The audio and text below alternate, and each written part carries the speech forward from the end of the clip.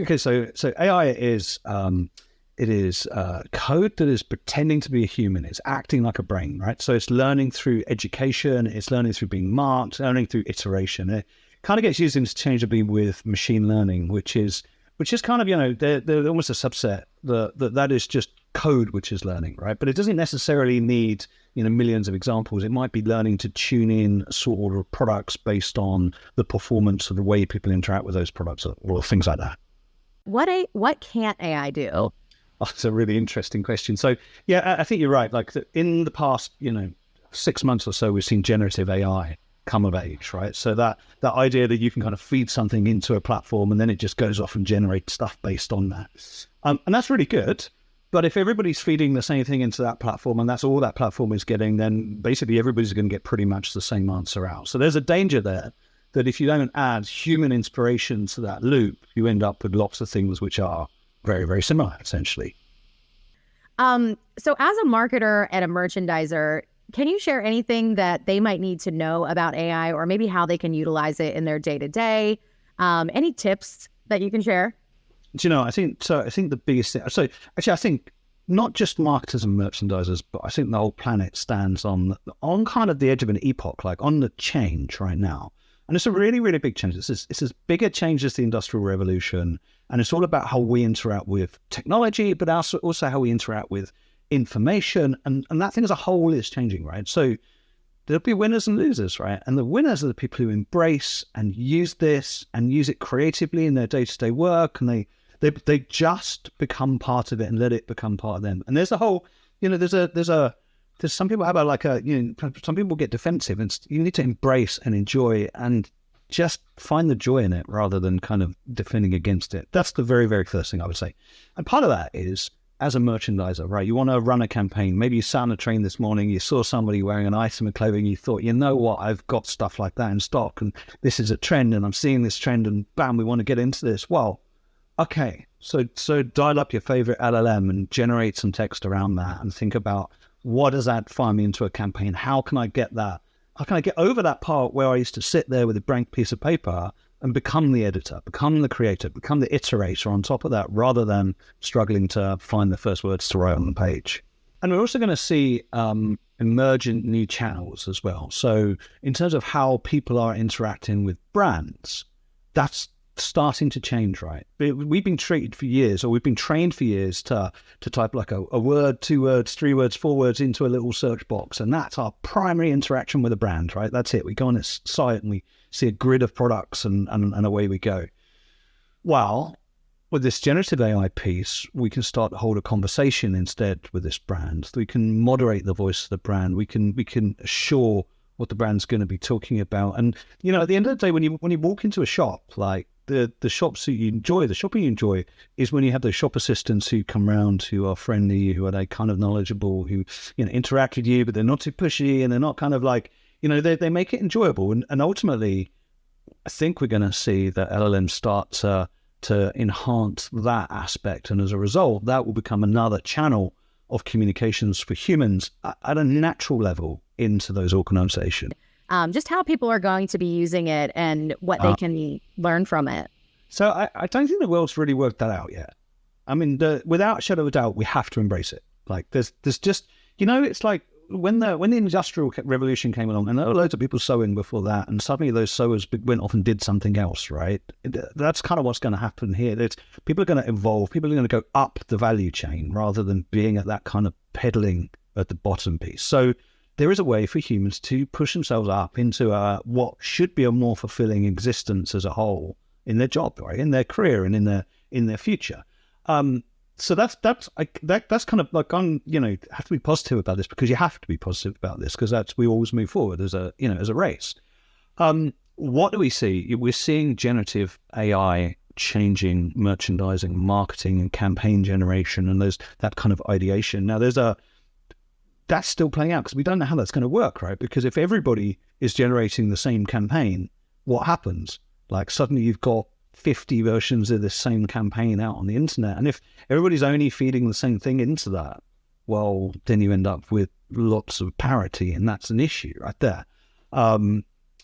So differentiating as a human, differentiating in terms of creativity, differentiating in terms of is going to be all important, right? And it always has been. Let's face it. It's like, that's what artists are all about. Like, it's the differentiate. They don't go away.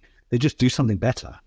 I feel like the differentiation part is where humans come in, because we're all so different and we're all so unique, and we all bring very unique perspectives in. So just figuring out ways that you can use it to your advantage, but not feel like you're putting out work that looks like everybody else's work. Yeah, absolutely. One thing I think with our Bloomreach product is that we empower marketers and merchandisers to generate great campaigns, personalized marketing, and we want to empower people who are in that space to get promoted and do better work and come out with better results. So how do you feel like AI could potentially help marketers and merchandisers get promoted? I know our technology helps with that, but AI as a whole, how do you feel like that could lend itself there? So, I mean, that's a great question. I mean, I can answer from like kind of our perspective, I think, because, enabling those merchandisers to be able to be creative, to be able to stand that campaign up, to create and iterate and change and test and work out if it works and work out if it doesn't, and go on to the next iteration, to do that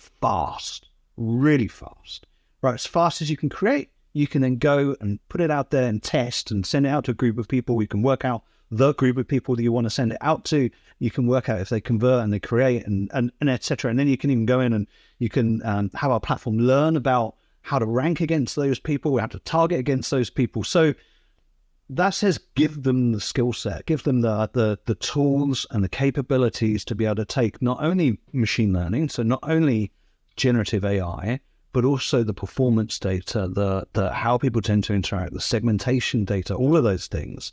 Bring those two things together, right, with the ability to go and deliver on that stuff. So they'll be able to campaign, to target, to write rules internally, to do all of those things. And if you can do that, then you are helping to drive that person up the stack. You're also helping them get a pay rise, right? Because they perform well, then there you go. That's what it's all about, right, at the end of the day. Okay. So have you seen AI leveraged well in marketing? And if so, where?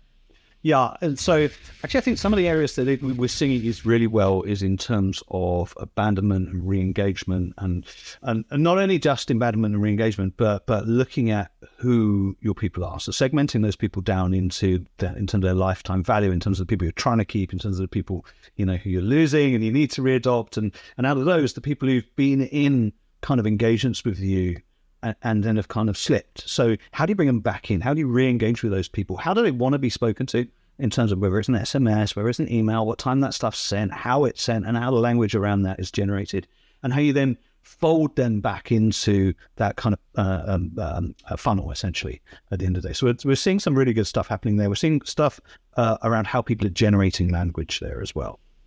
Should professionals have any concerns about the ethics? I know that there are a lot of misconceptions or maybe concerns. Can you shed some light on that, or can we demystify any myths? Yeah, so that's a really interesting point. So okay, so let's talk about this. Okay, so how do you put guardrails around these things? I think is the real question. So there are things that people do, which is called escape prompts. So because this stuff's all generated by prompts, right? It's a you say to this language machine, you are a X, you talk about this, and the machine goes, okay, I'll talk about these things. And this escape prompting is where people come along and they go, ignore that. I want you to talk about guns and stuff that you shouldn't be talking about. And I want you to do it in the voice of this company so that I can take a screenshot and I can go and put it on social media. And that's an issue immediately, right? So that's an issue in terms of brand voice. So there is a lot of study going into the area of kind of controlling the output and keeping it and putting the guardrails in place and making sure that it doesn't not only hallucinate, but step outside of that guardrail of what is socially acceptable. So that's one thing. I think there are other angles as well. So there are angles in terms of, these things don't actually know anything. Let's be quite clear, right? They're not knowledge systems. They're systems where you give them some documents and it will then, make a fairly good pass of an answer, but it doesn't actually know. It's not definitive. It's not a system of record, right? So it is dangerous to form conclusions based on the output of them. So if you're summarizing a couple of like products descriptions and those products are in jeans, that's one thing. If you're summarizing a couple of products descriptions and those products are technical and you're talking about the fitment of, a bolt into a critical piece of a car or something, that is a different world entirely, and that's a dangerous world. So there is a completely different angle in terms of how knowledge is or not knowledge, but text and content is generated from those two areas. And that doesn't just end there, because then you push out into ethics. And what happens if people are taking advice from these machines? What if somebody is asking for life advice? So that's a scary world. I don't think we've seen that yet. I think in fullness of time we might see something like that happen. I really hope not, but I'm sure you can draw the ... for yourself there. Just, don't take advice from an LLM. That would be my advice to you. I did actually see some research coming out that there are a subset of people that are kind of seeing it as like there's like a sentient element where they're kind of being able to kind of utilize it as like their bestie during the day and their work day, and kind of feel like they can like speak to it. And this is maybe not for public consumption, but I'm just curious, like, have you heard that people are kind of treating it as if it is a human that is by their side? Really? Yeah, that's a really interesting question, because I think there's a few things, right? So there's actually, we see it in terms of like, sales interaction, right? Where the thing is acting as an assistant. There's a certain amount of anthropomorphization going on there. You, as a human being, are holding a conversation with something. You tend to put human characteristics into the thing that you're holding a conversation with, because you don't talk with the telephone. You talk with the person on the end of the telephone, right? So that's kind of interesting. The danger becomes when people kind of deify these things, when they think that they have knowledge and they are the source of, it's what I was saying before, like that's really, really dangerous. And then, so the whole, like, is it a buddy or not? I'm going to really split on that, because there's half of me says it's one of the saddest things I've ever heard, and it's a sad reference on the isolation of human beings as a whole. But there's another part of me that says, you know what, there's some people who don't speak to another human being all day, right? There's like, if you ever go shopping, like in England, you go shopping and there'll be like an 80-year-old person at the front of that queue, and you look at them and you think you probably didn't speak to another human being today. And what you do is you don't hassle them, because you think, maybe I'm there one day, right? So is it sad or isn't it sad? I don't know. I think if it helps people, then it's not sad. I think if it does good in their life, then it's not sad. And I think if they get joy from it, then, hey, that makes the world a better place slightly. So I think it's really easy to have like a kind of, a set answer on that. And I just think it's all down to the individual. And I think if someone finds joy or happiness or a bit of love from that, then good for them. No, I totally agree. And I think people are craving human connection, and this might be your next best thing, which there's nothing wrong with that. I think that we're just on the brink of something really interesting happening. So I'm always curious to see like what people are going to do with it, because there's so many possibilities. I heard an analogy that when the digital camera came out, everyone kind of thought like photography was dead. Like we weren't going to have the need for photographers of the eye.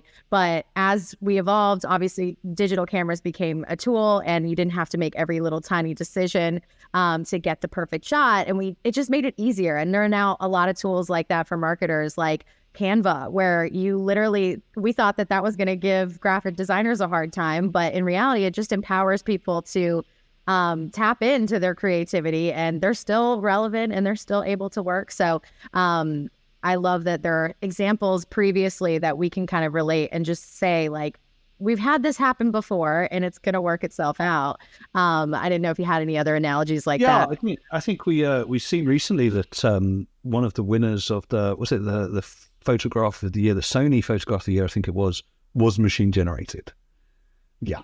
So that just, what that points is so okay, there's purism about what is a photograph and what is machine generated, and I think that's an ethical conversation all of its own. But I think in terms of creativity and opening a doorway through what is a photograph into kind of enhanced pieces of creativity, that's a fairly clear example of that happening. They declared it afterwards. They went, we generated this. Like there's a really nice photograph, or really nice look like a photograph, but yeah. Where does that mean creativity is going? Well, creativity is a fickle beast that hides somewhere, and who knows where you're going to find it. You find it where you look for it, right? So Paul, there's a lot of buzz about AI. How do you utilize the tool but make sure that you stand out when using it? I know we talked about differentiation, so can you expand on that? Yeah, sure. So it's going to come as no surprise. It is human creativity. It's the thing that makes you stand out. It always has been, always will be. It's going to be using the tools at your disposal, whether that's generative AI plus performance data, plus all of the merchandising tools, plus all of the campaigning tools you have, all of those things together resonate when you apply human creativity to it. And that is a win for everybody, right? It's a win for the organization. It makes the organization stands out, and it pushes people on in their career, pushes them up that value chain. And I think I would kind of encourage people to work out how this technology can push them up the value chain, because that's where the revenue is for, or that's where the uplift is for everybody, essentially.